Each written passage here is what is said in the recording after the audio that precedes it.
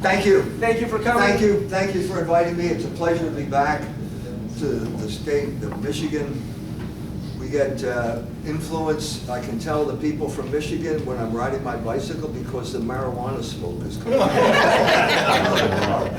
I just want to make one thing clear before I start in light of what John said. I do not plan to kidnap Gretchen Whitmer, okay? Let me make that perfectly clear. And if you're here to help me do that, you should leave now. Generally, when you have one of these plots, if you've got 10 people, 7 of them are FBI agents. Okay? But as John said, the world is changing very quickly. I have an alumna of Temple University, welcome here. I told her basically that I gave the speech a week ago and I have to change the speech on a weekly basis now because world events are happening so quickly. But just because things are changing doesn't mean they don't remain the same. And if there's one thing constant in this world that we live in right now, it's the Holocaust narrative. That is the Constitution, that is the epic, that is the Aeneid of the American Empire. And it came into being after World War II. And I'd like to talk about it in light of current events. Specifically, yesterday, how's that for a current? Okay, I haven't watched the television today, so I can't talk about what happened today. But it was yesterday that there was a press conference in Tel Aviv. 2 people showed up to speak. One of them was Benjamin Netanyahu, Prime Minister of, what's that state called? Israel, yeah, in the Middle East. And the other was Anthony Blinken, who is the Secretary of State of the United States. Now, he introduced himself in what I thought was an interesting way. First of all, there's a question here, okay? Why is Blinken speaking to Netanyahu? Isn't Netanyahu the head of that country, whatever it's called? And who's the head of this country? Is it Anthony? No, there's a guy named Joe Biden who's the president. Why wasn't he there? Well, I think there's an answer to that question because last time he met with Benjamin Netanyahu in the middle of something or other, he made the sign of the cross. Did you see that? Well, I think that they're worried Joe might make the sign of the cross in Israel. At that point, every rabbi in the country would run up and try and spit on him. So they had to bring Blinken in. Okay, but there's a problem with Blinken, and the problem came out almost immediately because he said, you know, in real heartfelt tones, you know, that he introduced himself as not only the United States Secretary of State, but also a Jew. Is there something wrong with this? Is it just because I'm an anti-Semite that I see there's something wrong with this here? Does anyone remember the Camp David Accords? It's not that long ago, but at this point there was a president by the name of Jimmy Carter who, no matter what you think of him, I think was actually in control to some extent of what was called the Carter administration. And he saw himself as a broker. There was a time when the United States was considered an honest broker when it would come to conflict throughout the world. Whether that's the case or true or not, that's beside the point. But that's how Carter saw himself. And so he stood between Menachem Begin and Anwar Sadat. Menachem Begin was the prime minister. Speaking of Joe Sobran, he used to say, how do you address a terrorist in Israel? And the answer is, Mr. Prime Minister. Menachem Begin was a terrorist in the Stern gang. But no, let's not talk about that. Let's not bring it up. We're going to talk about the United States as the broker. That's gone. That is gone because now the so-called Biden administration is run by 457 Jews. They totally dominate the Biden administration. And they like the fact that Biden is non compos mentis because they can control him, except if he makes the sign of the cross. Don't make the sign of the cross, Joe. You're in Israel. They don't know what he's going to do. And so Blinken comes in and immediately blows up his own operation. because nobody considers him an honest broker. Did anyone ever watch the speech? It's ridiculous. He's jumping right in and siding with the Israelis. How are you going to bring about any type of compromise? How are you going to broker a ceasefire? How are you going to bring about peace in the Middle East if you immediately side with the aggressor? You can't. And that's the bind that the United States is in. It's been captured by 457 Jews, and that's only the executive branch.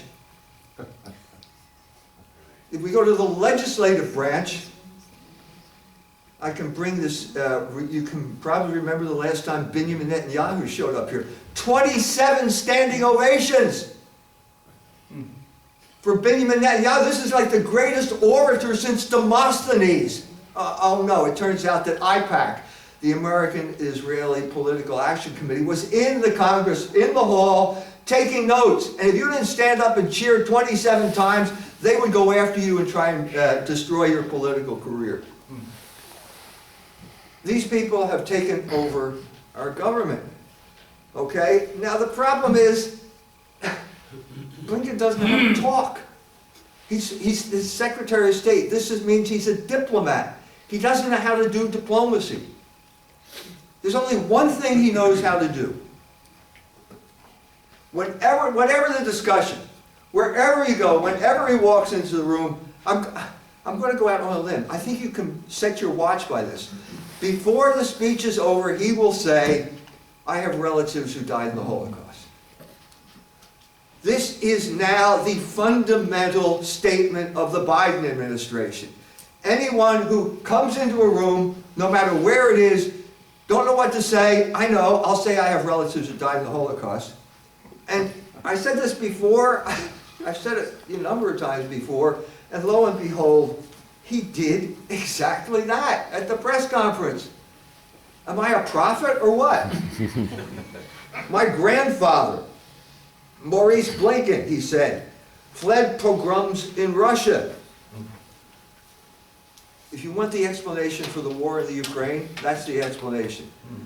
The Biden's minion all have grandfathers who talked about pogroms in Russia. Russia is a bad, unless it's the Soviet Union, which is run by Bolshevik Jews, then it's okay, but now it's not run by those people, and now we're back to the old Tsar problem of the pogroms and so on and so forth. So that's the way he starts off, but we know he's getting around. My stepfather, next sentence, Samuel Pizar survived concentration camps, Auschwitz, Dachau, Majdanek. So Prime Minister, I understand on a personal level the harrowing choices that the concentration camps carry for Israeli Jews and Jews everywhere. Well, where do you go from there, Tony? Are you going to run that by Hamas now? No, Hamas doesn't deserve to exist.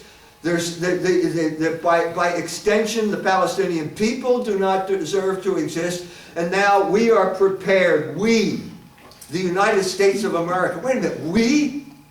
Did someone ask me for my opinion here? Does anybody in the room here feel represented by Anthony Blinken? We are going to stand shoulder to shoulder with the criminal terrorist regime of Israel and allow them to do whatever they want to the Palestinian people. And at that point you could hear the bombs falling already if you listened to what was going on. Now, there's something we need to talk about here. Okay? I've heard, you know, you don't have new stories here. You've got the same story recycled over and over and over again.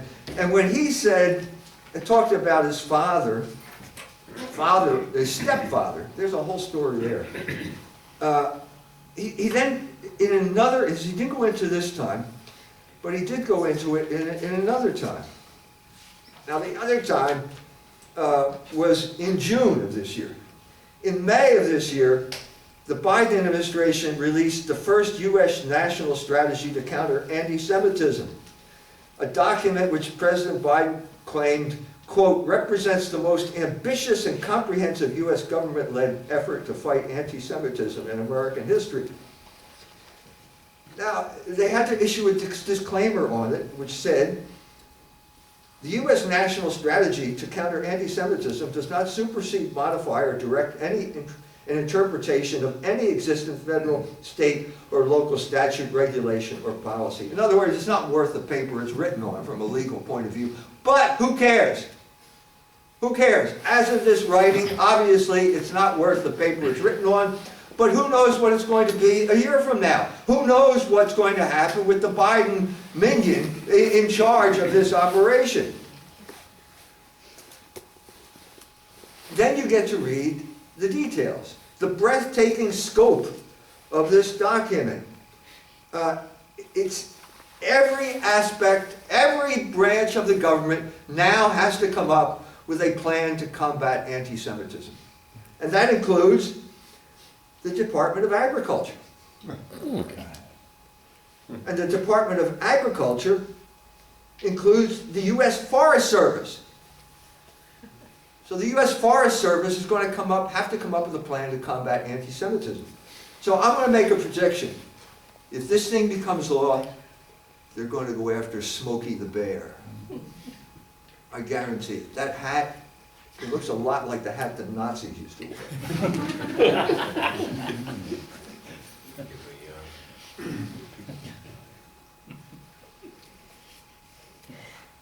Now, in June, I would say 1 month after this, Anthony Blinken did a video in order to support this whole operation here. He did a video that was promoted by the World Jewish Congress, produced by the World Jewish Congress, in which he finally got around to telling us about the story of his stepfather, Samuel Pizar, the one that just got mentioned in this conference. It turns out that Samuel Pizar was a prisoner, he mentioned that, in 3 concentration camps. Depending on the story, it's 3, it's 5, there's all kinds of different concentration camps here. And he was in all of them. Okay, but toward the end of the war, he's in Bavaria. He's in the woods in Bavaria. Now, he either got there from the Engelberg Tunnel, which was 300 kilometers north, or from Dachau, which was about 50 kilometers east of there. We don't know how he got there. You can go, if you read the Holocaust Narrative, I have a chapter on this, and you can read, it depends on who he's talking to. The Stuttgarter Zeitung has one thing, CNN has another, the story changes all the time. But one thing that never changes is that moment where Samuel Pizar comes in contact with the Americans, okay? This is what Blinken said.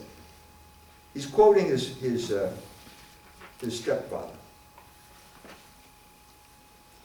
One day from their hideout, Blinken and his buddies, heard a deep rumbling sound and saw something that they dreamed of seeing but never imagined they would see. A tank. But instead of having the Iron Cross on it, it had the white 5-pointed star. As he got to the tank, as Pizar got to the tank, the hatch opened up and a large African-American GI looked down on him. And he looked up at the GI and got down on his knees and said the only 3 words in English that he knew that his mother had taught him before they were separated. God bless America. Stop laughing. This is serious. The American GI reached down and pulled him up into the tank, into freedom, and into America. Now that's a touching story. Okay? There's only one problem with this story. It never happened. Now, who am I to say? Was I in the woods? No, I wasn't in the woods. How do we know that this never happened? Because they tried it once before. Okay, in 1993,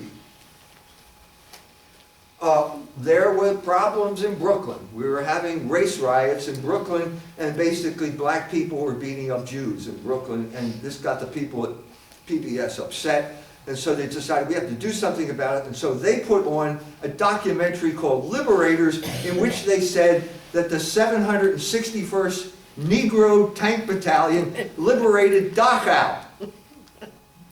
It's the same story.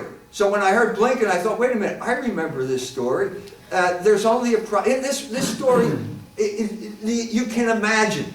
They pulled out all the stops. The premiere was in Lincoln Center. You had Jews and Negroes hugging each other. There wasn't a dry eye in the audience. It was touching.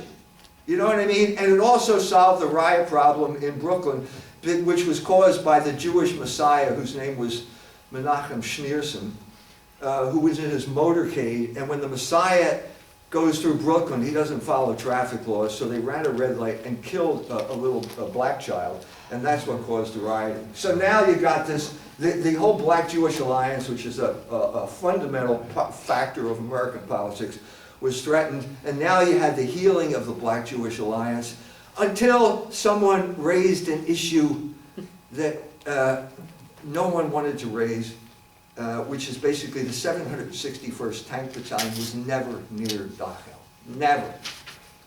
Okay, there was a tank battalion, never got there.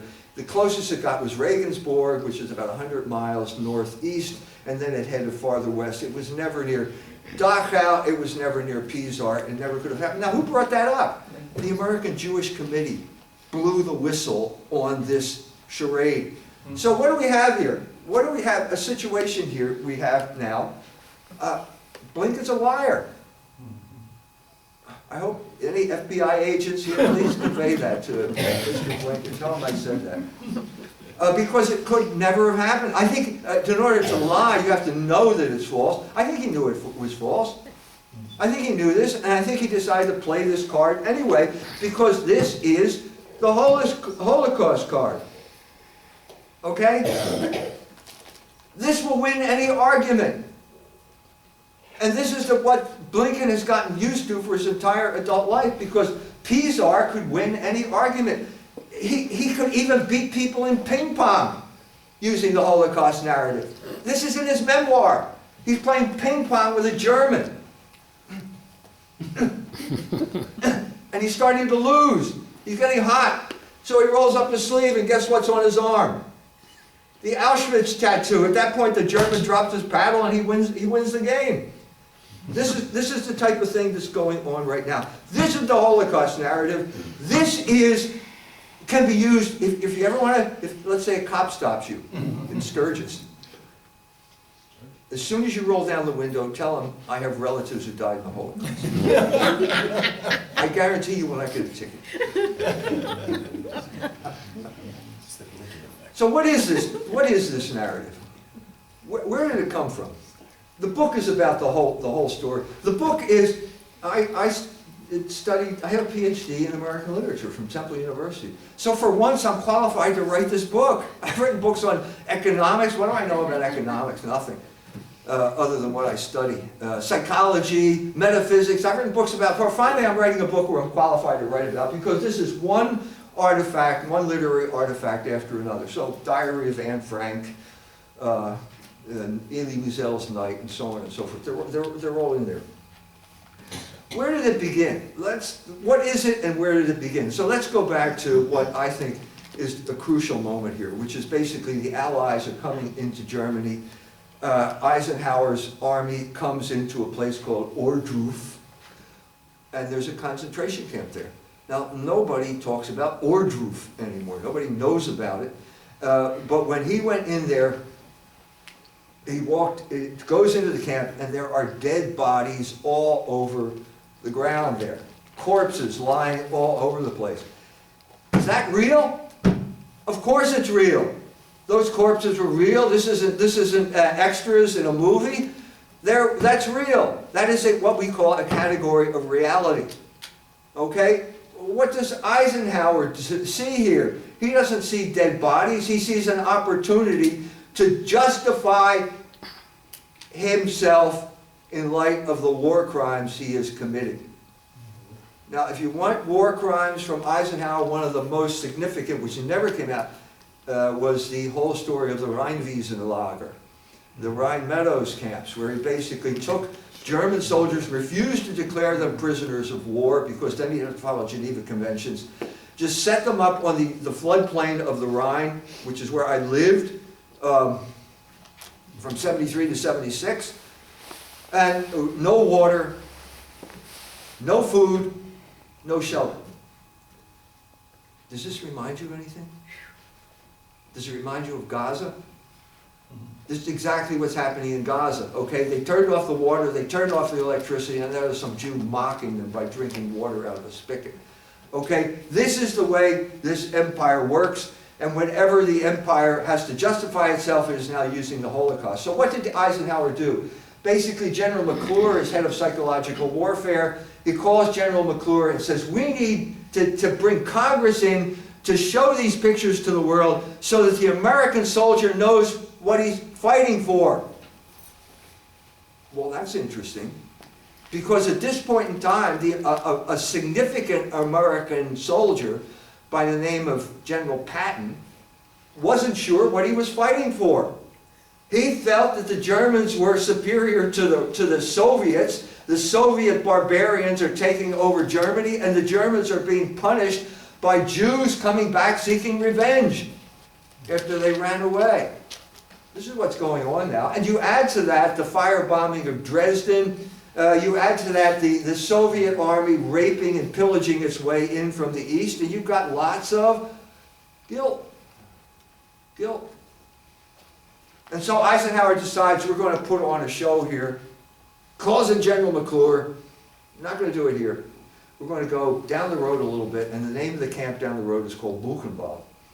And Buchenwald is near Weimar, and so what Eisenhower does is that basically we're going to get 2,000 people, march them out of Weimar, and we're going to march them to this camp, and we're going to have Billy Wilder here to do the filming. Now, Billy Wilder became famous in Hollywood by directing Marilyn Monroe in movies like Some Like It Hot. Okay? He is the propaganda director here for this thing. And so they march the people out, and there's a table like this table here, and there's a man by the name of C.D. Jackson, a very important figure, one of the most important figures in post-World War II America. C.D. Jackson was McClure's assistant. He got his start in propaganda. He then became the right-hand man of Harry Luce, who was head of Time Life, and Time Magazine was the propaganda ministry of the CIA during the 1950s.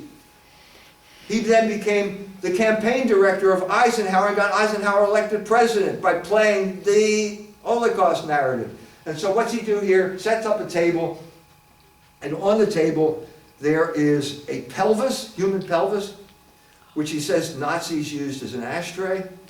There were 2 shrunken heads. You didn't know the Germans shrank heads, did you? And a lampshade which is made out of Jewish skin. Now that lampshade, just to begin with, was not entered at the Nuremberg trials because everybody knew by then it was made out of goat skin and not Jewish skin. The 2 shrunken heads were basically taken from a museum. Does anyone know where they shrink heads? It's the Amazon rainforest. They have tribes there that know how to do that. Nobody in Germany knows how to shrink a head. I know. I know. I tried to do it myself. No one can tell me how to do it. That's the beginning of the Holocaust narrative. So what you have is basically a category of reality. They should have stuck with Ordroof because there were real dead bodies there. Instead, they create this cockamamie propaganda scheme that blows up in their face. Nobody, it's an embarrassment. Nobody will talk to you about that. Although maybe you still hear stories about Jews, you know, being turned into soap and their skin turned into lampshades. That stuff did not make it to the Nuremberg trials, which were a crooked operation to begin. 70% of the lawyers at the Nuremberg trial were Jews, who had all come back, spoke perfect German, and they were lusting for revenge against the German people. Okay? And so what you have here is a fundamental fact of life, which is basically whenever it gets embarrassing, it goes down the memory hole. There are categories of reality. I am not denying that people suffered in World War II. I am not denying that people died in concentration camps. I am not denying anything. I'm explicating. I'm an English professor.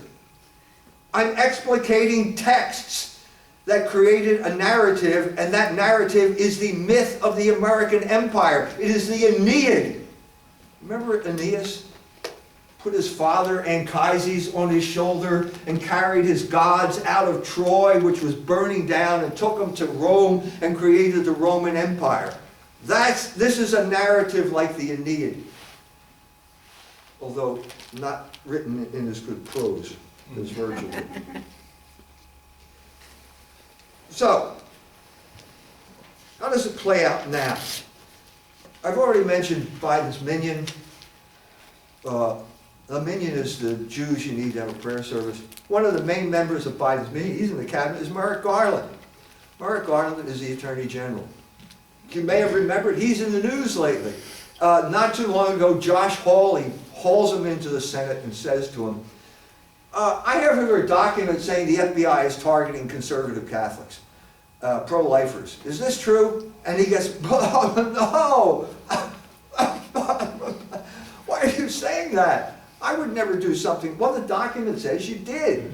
So why is the Justice Department targeting conservative Catholics? Well, Josh didn't do the really good job, because what you have to do is explain the dynamic here.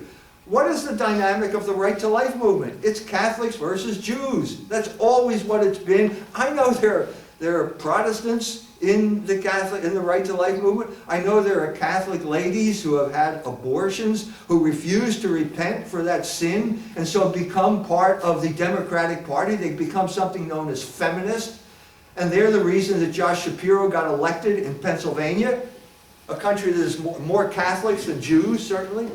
So he didn't establish the dynamic. Well, we didn't have to do that. Garland did it for us. And so he shows up. The next guy, the representative from New Jersey, I forget his name now. He drags Garland back into the House, and he says the same thing. And this time Garland's got his back to the wall. What's he going to say? You tell me what is he going to say? What's he going to say? My parents. My parents. I have relatives who died in the Holocaust. Whenever you catch a Jew not doing his job, with his hand in the till, with his pants down, or whatever, he will say, I have relatives who died in the Holocaust. And that's exactly what he said. So he identified who he was. He identified the dynamic. And so it's out there in the open. I would never do that. I have relatives who died in the Holocaust. Now, this can be used for anything. As I said, if you stopped in Sturgis, use that as a line. You won't get a ticket.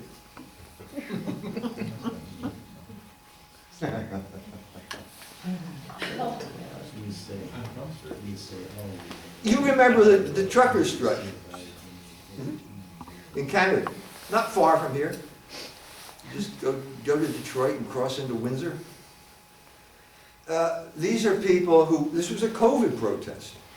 The truckers couldn't get into America. They had all kinds of regulations, restrictions. They can't make any money. This was, it's an existential threat, and so they get in their trucks and they go to drive to Ottawa. And it becomes worldwide phenomenon. Big, people, Canadians waving flags as the truckers go by. They get to Ottawa, and here Justin Trudeau has a problem.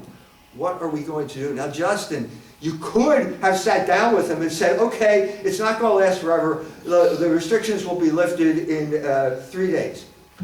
The truckers would have cheered. They all would have driven back to Calgary or wherever they came from, okay? He didn't do that because he doesn't represent the people of Canada. He represents the oligarch interests who want to control Canada. And the main group that controls Canada is the group we're talking about now. And the main weapon they have is what I've just mentioned. It's called the Holocaust Narrative. So what happened when the truckers show up? A Jewish member of parliament by the name of Yara Sachs stands up, and she says, the first thing out of her mouth is what? We can all say it together. I have relatives who died in the Holocaust. And at that point, the whole story is over. And then this is a prelude. Once she established that she is completely infallible now, she then says, this is one of the most famous statements that come out of this thing. Honk honk equals Heil Hitler. Yeah. Oh, yeah. Remember that? Honk honk equals Heil. Who knew? Who knew? Okay, so those truckers are Nazis. Now, how do we know that? Oh, that's a kind of stretch, isn't it? No, because someone found a poster lying next to a truck. And the poster, a little flyer, said that the media are controlled by Jews. Now, this was proof that that trucker was an anti-Semite. Now, wait a minute. It turns out that the flyer came from Florida. That's southern Canada. How did that flyer get there? We're supposed to believe that the trucker it fell out of the truck, obviously, because it was loaded with anti-Semitic propaganda. Well, it turns out that there's one answer to that question, and the answer is Bernie Farber, a Canadian Jew who had relatives who died of the Holocaust, founded something called an NGO called Canadian Network Against Hate, or Cohen, and his friend gave him that flyer. Well, did his friend plant the flyer? I think he did. Because as soon as you have evidence like this, you can destroy the argument. Now Bernie Farber, again, he had relatives who died in the Holocaust. His father was in Auschwitz. And so it's congenital now. It's DNA. It's passed along to your DNA.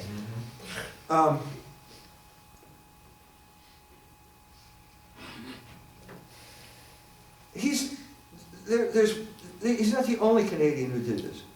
What happened after Roe versus Wade was overturned is we found out that abortion is a fundamental Jewish value. Nobody knew that before that. Now we know, 400 Jewish organizations said it. Now we know the Jews do not worship Yahweh, they worship Moloch because that's child sacrifice, okay? There was a man in Canada. The only reason, we have two reasons why abortion is legal in America, it became legal, and both of them are Jews. Bernard Nathanson and Larry Lader. They are the people that created abortion in America. There was one Jew in Canada. It only took one Jew to do it, and his name was Bernard Morgenthaler. And when he would set up illegal abortion clinics all over Canada, and whenever the cops would come to arrest him, roll up that sleeve, and there's the Auschwitz tattoo, and that made him impossible to arrest. So you didn't have to say he had relatives who died in the Holocaust. I was in Auschwitz. I have the tattoo. It's exactly what Samuel Pizar did when he played when he played ping pong. Okay? This is now being used to justify genocide in Gaza. Now, you can read the story here. It's in the book of the Jews that came back after the war was over, lusting for revenge. They had a plan. The plan, the group was called Nakam, which I think is the Hebrew word for vengeance. And they had a plan. They were going to poison the water supply of Nuremberg. Ah, well, that's interesting. Because they wanted to punish the German people. Now, the Jews were, you think, this sounds like the old canard of Jews poisoning wells in the Middle Ages. But this time, they're so proud of it, they make a movie out of it called Plan A. You can check out Plan A. And Plan A is about this plot. Now, at a certain point, they did not do this. It's not because they didn't want to kill as many Germans as they wanted, because after all, 6 million people died. 6 million Jews were killed in the Holocaust. So it was only fair if you kill 6 million Germans, right? Now, the fact of the matter is that 11 million Germans were killed during the ethnic cleansing of the East and so on and so forth, but they wanted 6 million more. The reason they didn't do it was logistic, not moral. There's no morality functioning here. And so what they did, I know, we got a concentration camp now. The people in the concentration camps are all former German soldiers. I know. Moishe, I got an idea. We'll poison the bread. And this is what they did. They smeared arsenic on the bread, but only 500 German soldiers died. This is the type of people we're dealing with here. There is no moral constraint here. They don't know what morality is. Why is that? Well, I wrote a book on this too. It's called The Jewish Revolutionary Spirit. Morality is called practical reason. Reason, the Greek word for reason is logos. Jesus Christ was a logos incarnate. The Jews killed Jesus Christ. That means they are in rebellion against logos in all of its forms, which means the order of the universe, which means that they are revolutionaries. That's what they've been for 2,000 years. They're only happy when they're overthrowing the social order of any country that allows them in. And one of the basic ways to overthrow that social order is promoting sexual liberation and abortion and all the other type of stuff, and they'd be behind all of this type of stuff here. That's what's been going on for longer than, well, you can read the book. 2,000 years, depending on how many, what you want to talk about. As I said, it's now being used to justify the ethnic cleansing and genocide of Palestinians in Gaza. No holds barred. Ben Shapiro, anybody know who Ben Shapiro is? He's a conservative, isn't he? In disguise. Well, I think he just blew up his own game here, because that's what he tried to be. He showed up at South Bend, Indiana, at the, the annual Right to Life banquet, because he's pro-life, because that's part of being a conservative. So, needless to say, I went, and I'm the first one to ask a question, and I said, Ben, 400 Jewish organizations have said that abortion is a fundamental Jewish value. What are you doing here? These are all Catholics who have been in the trenches for 50 years. Do you ever talk to Jews about abortion? He said to me, they're not really Jews. They're not really Jews. Which he does all the time. One finally caught on with another Jew, and he's calling Shapiro the Jewish Pope, because he excommunicates anybody he doesn't like. So, Shapiro goes on Daily Wire and freaks out. And he begins by calling for the extermination, his word, quote, of some of the most demonic, evil pieces of human excrement to ever walk the planet.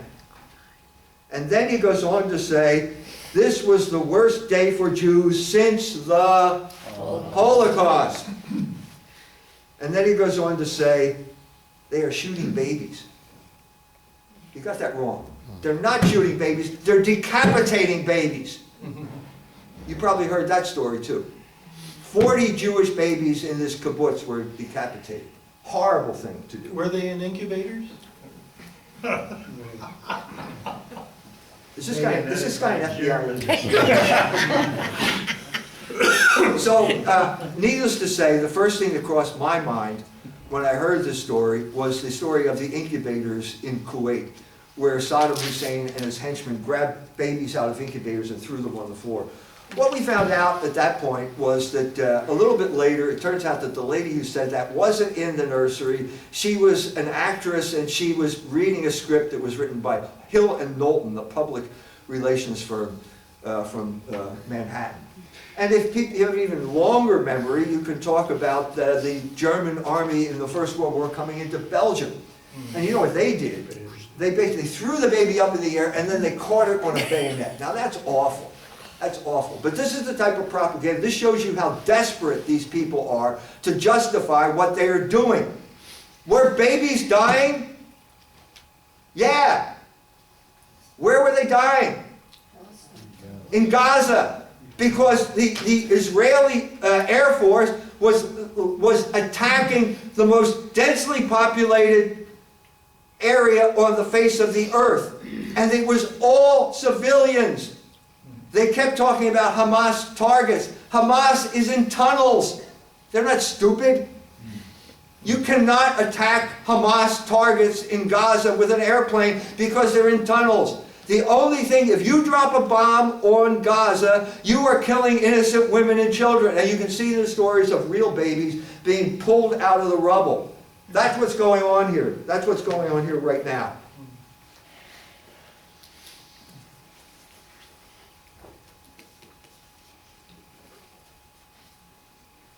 Now, to give him credit, Ben Shapiro is not the worst guy out there.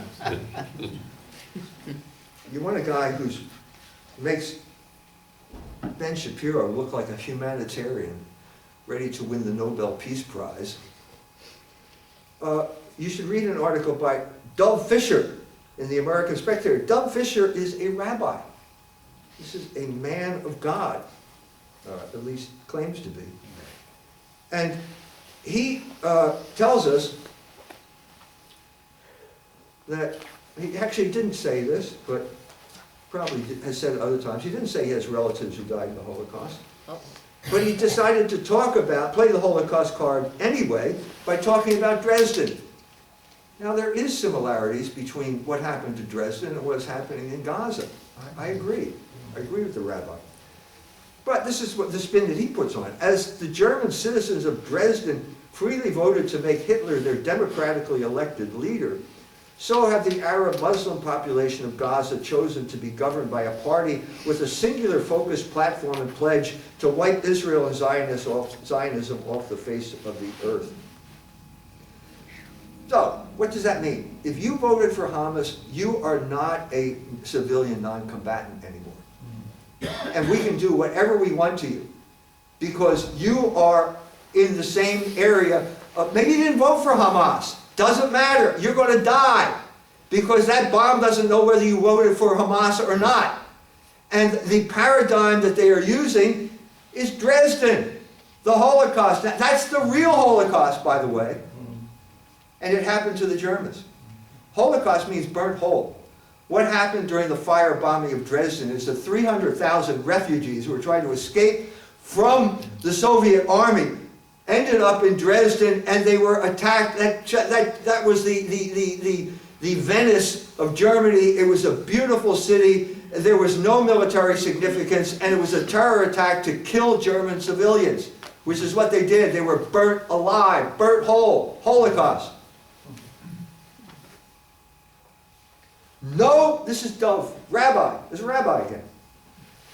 No civilian's presence can justify refraining from exterminating every terror site in Gaza. Terror site, what's that mean? You don't know what you're talking about. These are apartment buildings. Hamas is underground. You can't get Hamas with a bomb. Moreover, Hamas controls Gaza because the population of Gaza have voted for them repeatedly. They are no more innocent than German voters in Dresden who elected Hitler. How's that for moral equivalence? So now,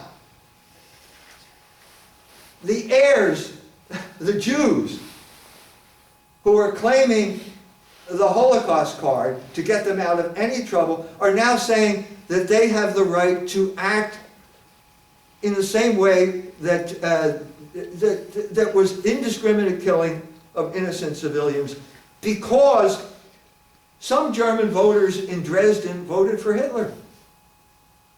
Now wait a minute, let's take a step back here. Remember how I began this? This is Blinken going to Tel Aviv and saying he stands shoulder to shoulder with this group of people in our name. In the name of the American people. This has got to stop. This has got to stop. We cannot go on this way.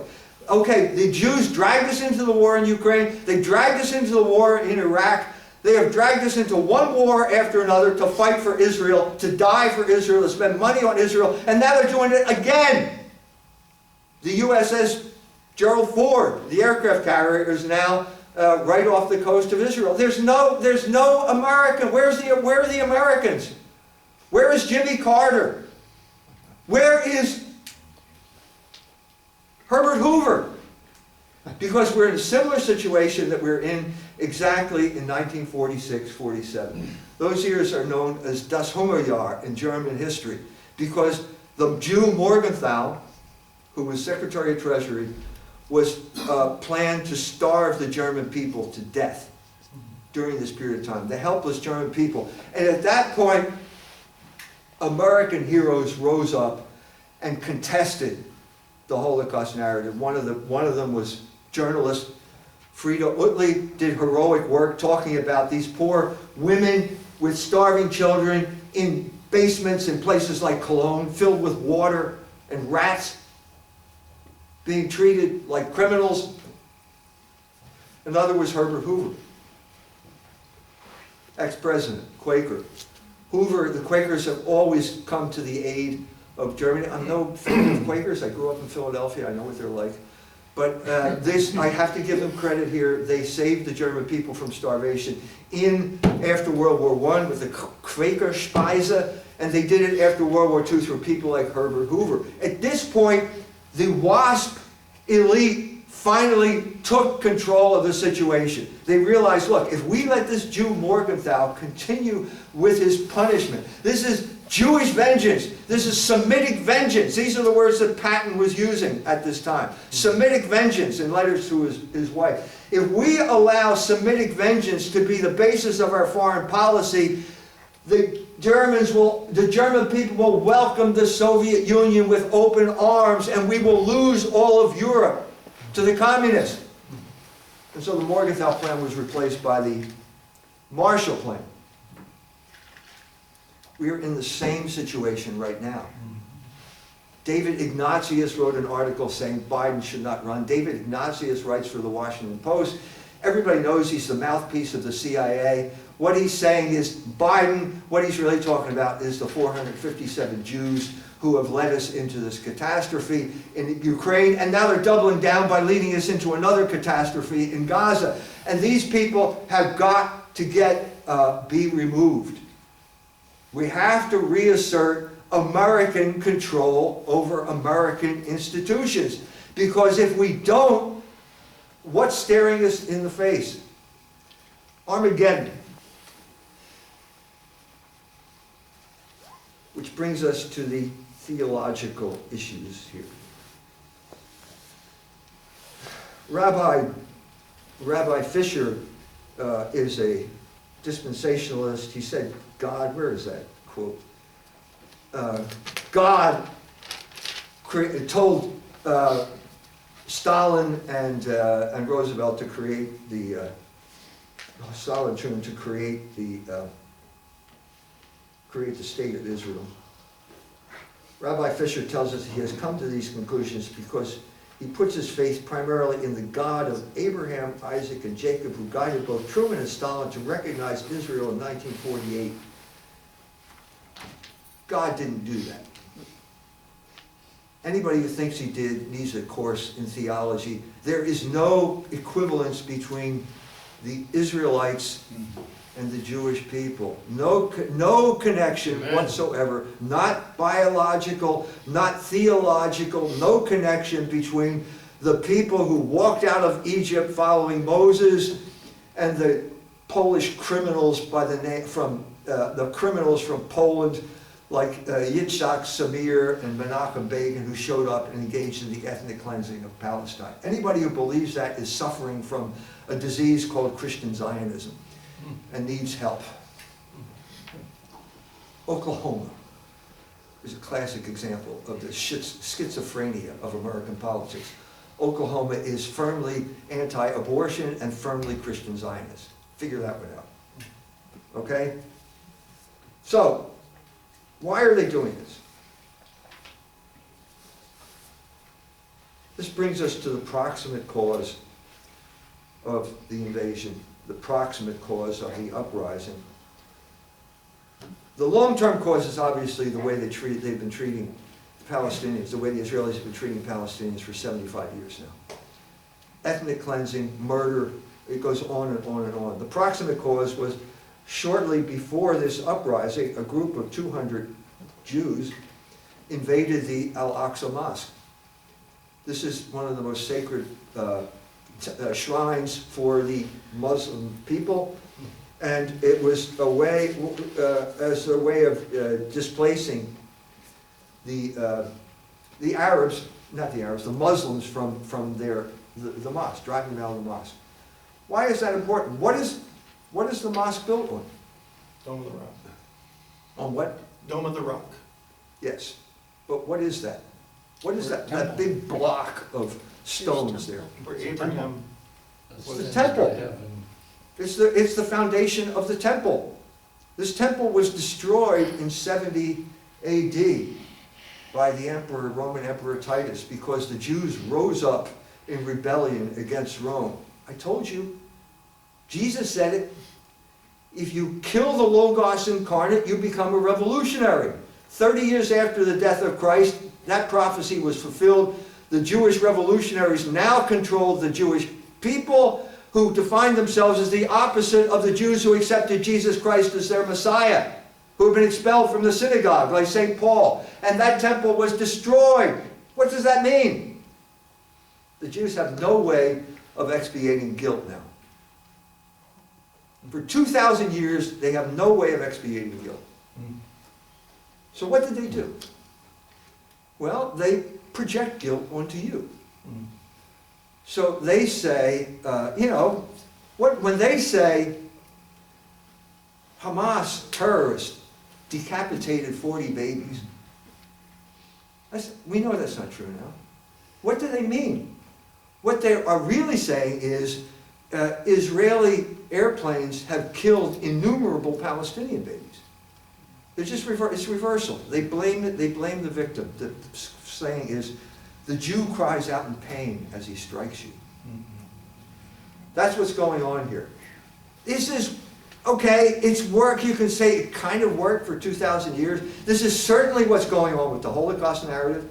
Whenever they say, I have relatives who died in the Holocaust, that means you're guilty. Oh, you're a Catholic. Oh, did you know that Catholicism was anti-Semitic? Did you know that the main source of the Holocaust is the Catholic faith? Did you know that? Gosh, I didn't know that. I guess you're right. That's the dynamic that's going on here. It's wearing thin. It's wearing thin with us, and it's wearing thin with them. And they are reaching a state of desperation. Desperation. Is this me? Is this anti-Semite from South Bend, Indiana, projecting his views onto the poor Jews? Well, I'll give you an example of the opposite. Former Premier Ehud Barak says, got credentials, okay, as an Israeli, as a Jew, has expressed concern about Israel's survival, saying the Zionist entity will cease to exist before the 80th anniversary of its 1948 establishment. In an interview with the Hebrew language newspaper, Barak said,